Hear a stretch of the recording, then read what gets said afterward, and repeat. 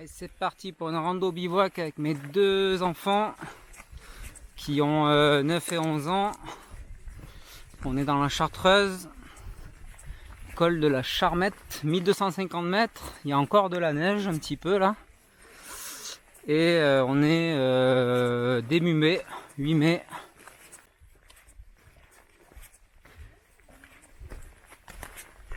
On est parti pour 7 km, direction le refuge de la Hurtière, où on va bivouaquer avec la tente.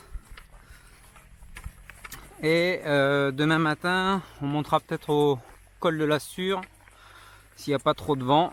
Il y a un petit peu de dénive, mais c'est jouable. Il y aura demain aussi 7 km à faire, et en tout, ça ferait 800 de dénive. Donc réparti sur les 2 jours, ça fait 14 km. Et 800 de dénive. Donc assez tranquille, l'objectif c'est plus de faire un bivouac. Donc là on part, c'est 4h30. On devrait être de retour demain à midi. Donc pour faire ce genre de truc, je prends une rando classique avec un point d'intérêt sur le milieu et puis on fait le bivouac à cet endroit là. Donc voilà, c'est parti. On va voir. Là il y a un aigle royal marmotte, c'est le terrain livre. Ouais, ça aussi c'est dur à voir. Les terres à lire, c'est dur à voir. Mouflon et chamois, il y a moyen qu'on en voit demain matin ou ce soir. Ouais. Dernière fois de l'année là. Hein. Ouais, ben faites gaffe. Alors pour cette rando, c'est la Sportiva Ultra Raptor. C'est la première sortie, je les essaie. Je les essaie car pour le GR20 là début juin il y aura pas mal de neige. Donc les TX4 basses non Gore-Tex ça va pas le faire. Donc là j'ai pris des mid Gore-Tex. Et donc on va essayer tout ça. Je suis bien dedans en tout cas. Donc ça devrait le faire.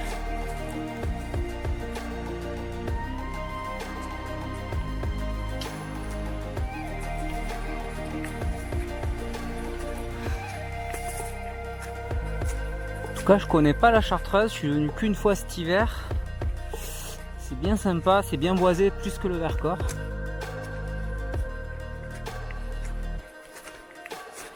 Donc en plein été, du coup, il y a plus d'ombre, ça va être pas mal. Et il y a moins de restrictions pour les chiens aussi, il y en a. Donc il faut consulter ça sur leur site. Il y a des zones protégées sensibles. Mais un petit peu moins que dans le Vercors. Mais là j'ai pas amené au lit.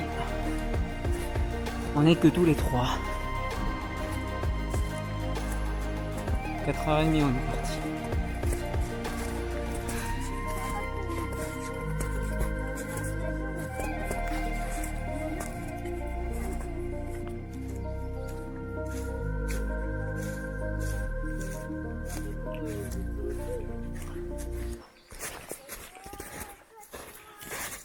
En tout cas ça va être une sortie parfaite pour tester mes chaussures parce que il y a un peu de dénive, il n'y a pas trop de traces, la neige est un peu mollasse.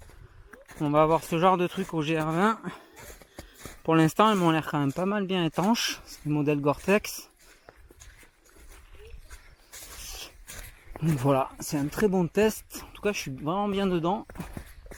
C'est plus confortable que les séries TX de la Sportiva.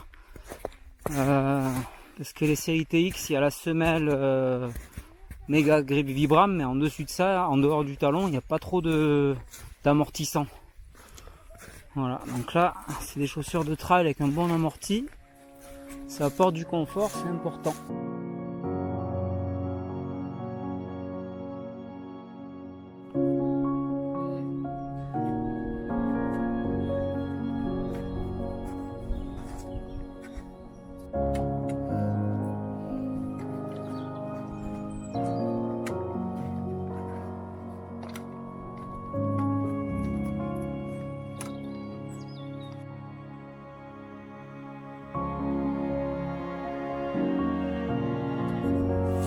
Bon, on sort de la forêt. Normalement après il faut bifurquer sur la droite monter le col et arriver au refuge. On va quand même réfléchir si on reste ici ou pas. Au refuge, on nous indique qu'il y avait pas mal de monde. Je sais pas s'il y a la neige aussi. Donc on va peut-être assurer ici ou pas. On va réfléchir à tout ça.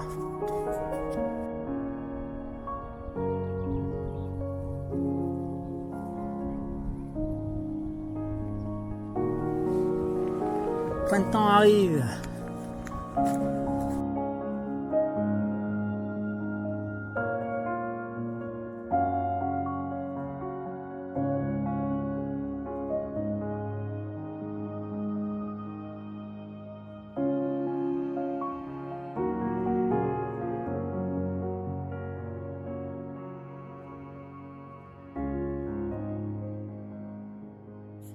Voilà, la tente est installée. Donc c'est une 3 places que je viens d'acheter, une Sierra Design Meteor Light. Donc, elle fait 2 kg pour 3 personnes, donc c'est pas mal. Il y a 2 entrées. Et là les petits sont en train de préparer le feu pour ce soir. Voilà, ils ont mis les cailloux, ils ramènent un max de bois. On va se faire une bonne soirée. On a déjà croisé un petit animal tout à l'heure là.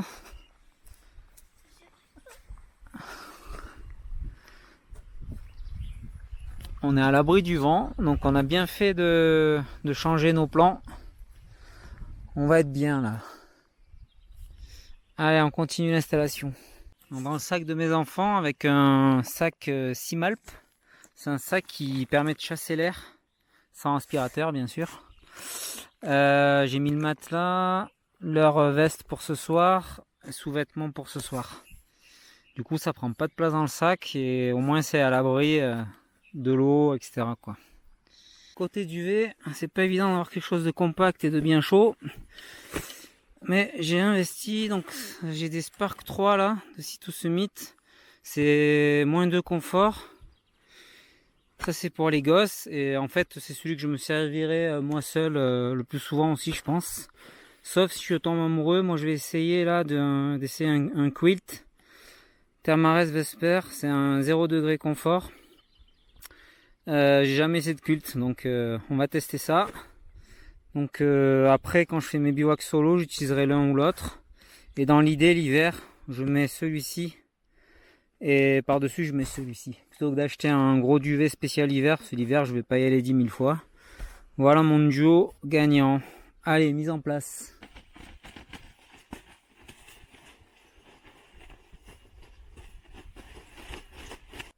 Voilà, du coup, à faire un petit peu au plus vite, c'est de sortir les duvets pour qu'ils reprennent leur gonflant. C'est vrai qu'ils sont méga compressés dans les sacs là, qui font 3 litres et demi à peu près, les sacs de stockage. Donc là, ils vont gonfler petit à petit le temps qu'on mange, etc. quoi. Voilà, comme ça, ils seront bien chauds. Allez, on va s'attaquer au feu et à la bouffe. Allez, menu du soir, 3 lyophilisés. Pour les 3, il faut compter 1 litre d'eau. C'est pour ça que c'est bien d'arriver à des points d'eau pour pas porter trop. Et là, j'ai pris le réchaud que j'avais acheté pour cet hiver là. Ça, il est vu qu'il n'y a pas la cartouche, il est bien stable. C'est vrai qu'avec une popote de 1 litre, ça fait du poids. Voilà, c'est parti pour le repas.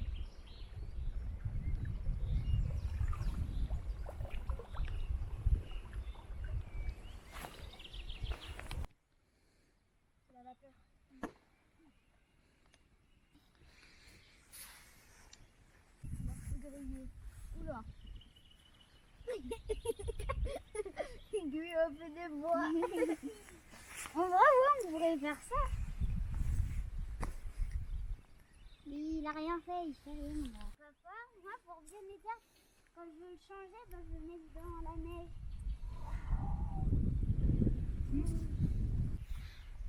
Il nous regarde. Toi, t'es le roi du feu et moi, je fais le roi de la glace. Mais toi, tu en fais n'importe quoi.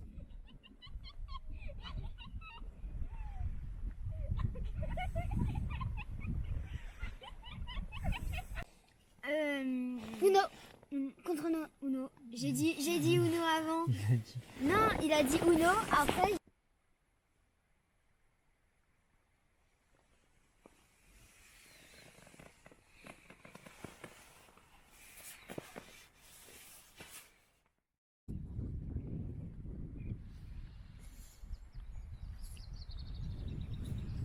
Alors je pense que c'est des bébés mouflons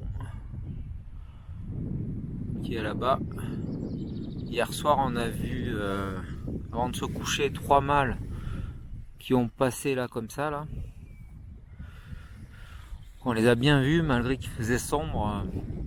Ils étaient bien devant nous. Et là on les voit, ils sont là-bas. Bon, la nuit on n'a pas eu froid, il a fait 8 degrés donc on était tranquille avec les duvets. Par contre il y a eu pas mal de vent et là il y en a beaucoup ce matin aussi. Donc ça nous a réveillés et heureusement normalement on devait faire une boucle et aller dormir là-bas derrière là. À mon avis c'était encore plus en plein vent. On a bien fait d'être raisonnable, on a bien apprécié le camp là, avec le feu, le repas tranquillement, tout installé. C'était plus sage de le faire comme ça, c'est pas grave. L'objectif n'était pas de faire de la rando, de faire cette rando précisément. C'était surtout voilà, de passer un moment tous les trois, de faire un bivouac, de faire du feu, voilà. Tout ça, ça a été fait. Et puis l'ascension là pour venir jusqu'ici, c'était pas mal enneigé, donc c'était bien sympa aussi. Donc voilà, ça fera des beaux souvenirs. Ben, on va plier le camp et rentrer au parking. Allez, bye bye, à toutes. Les mouflons.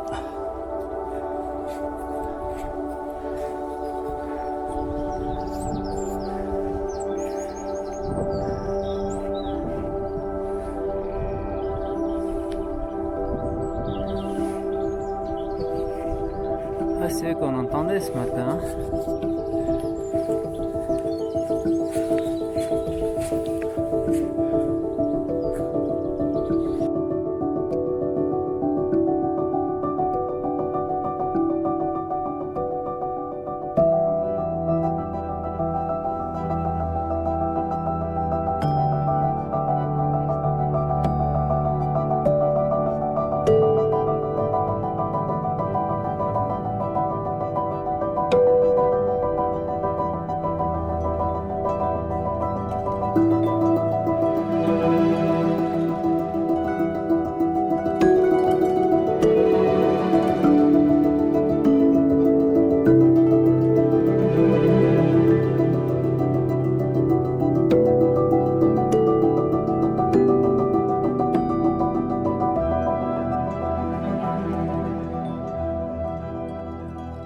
Voilà, de notre spot de bivouac, on a vu qu'en face il y avait des mouflons, donc on est allé faire un petit tour. Manque de peau, il y a des gens qui revenaient du refuge et qui avaient un chien, à mon avis, ils les ont sentis, donc ils se sont barrés, mais on les a quand même vus d'assez près, c'était sympa. Donc ben là on va faire marche arrière, du coup on fait pas la boucle avec la grande sûre, etc.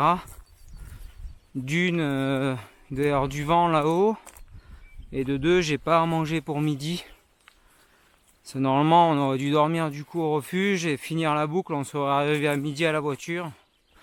Voilà, on va arriver un petit peu plus tôt, mais ça aurait été bien sympa, on va pas se mettre en difficulté. On a fait un super bivouac. Les gamins, ça c'est ce qu'ils préfèrent, hein. Puis là du coup on a vu des animaux aussi, donc bonus, je pense que ça leur redonnera envie de faire. Faut y aller un petit peu progressif. Si vous commencez tout de suite dur et que ils passent pas une bonne nuit, etc. Bah, la prochaine fois ils vont peut-être vous dire non, j'ai pas envie de le faire, quoi. Donc petit à petit, voilà, qu'ils aient du plaisir, et puis si ça continue comme ça, ben, après on pourra, même quand ils vont être un peu plus grands là, quand ils vont être ados, on pourra faire des trucs sur plusieurs jours, hein. Ils auront la condition physique. Et ils pourront porter un petit peu plus aussi.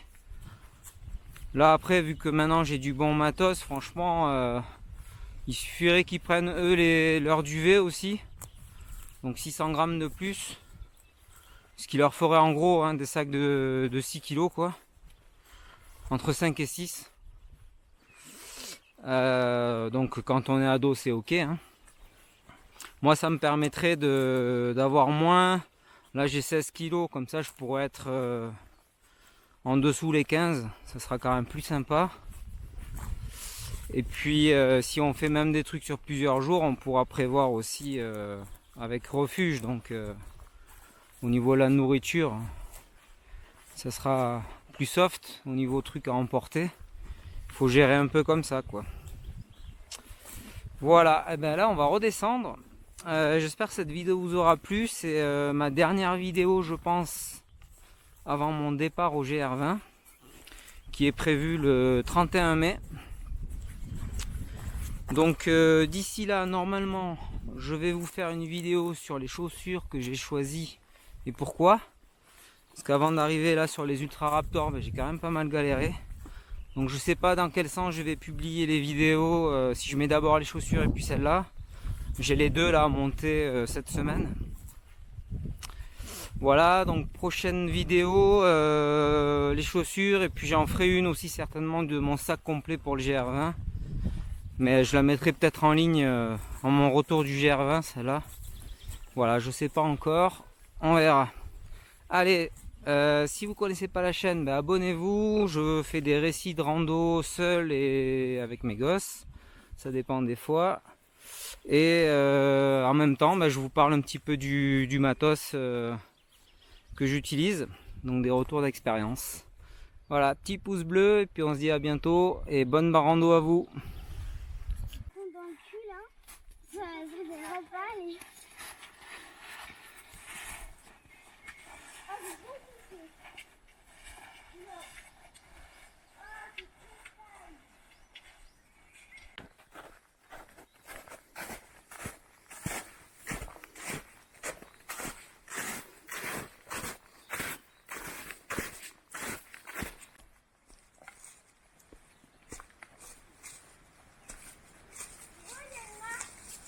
Ouais, c'est bon, c'est là.